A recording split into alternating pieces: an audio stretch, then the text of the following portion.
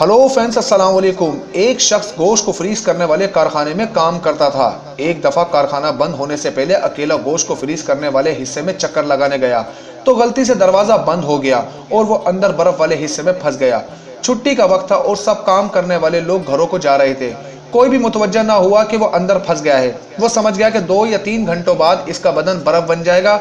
अब जब मौत यकीनी नजर आने लगी तो खुदा को याद करने लगा और अपने गुनाहों की माफी चाही और खुदा से कहा कि ए यूनुस को मछली के पेट और यूसुफ को जेल से निजात देने वाले, अगर मैंने जिंदगी में कोई एक काम भी फकत तेरी खुशनुदी के लिए अंजाम दिया है तो उसके सदके मुझे इस केस से रिहाई अता फरमा।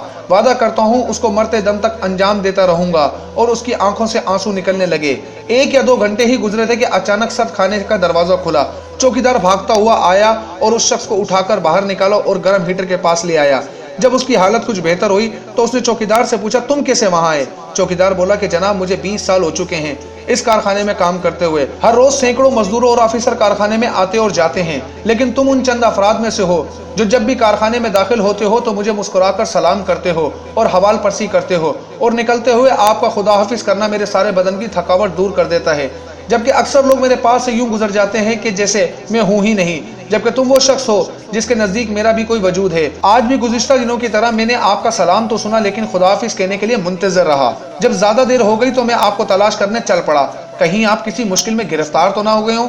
वो शख्स हैरान हो गया कि किसी को सलाम करने और खुदाफिज कहने जैसे छोटे से काम की वजह से आज उसकी जान बच गई है। तो फ्रेंड्स, आज का वीडियो पैगाम आपको कैसा लगा कमेंट बॉक्स में हमें अपनी राय जरूर दीजिएगा। और अगर अब तक आपने हमारा यूट्यूब चैनल सब्सक्राइब नहीं किया तो हमारे यूट्यूब चैनल को सब्सक्राइब करना मत भूलिएगा। अस्सलाम वालेकुम।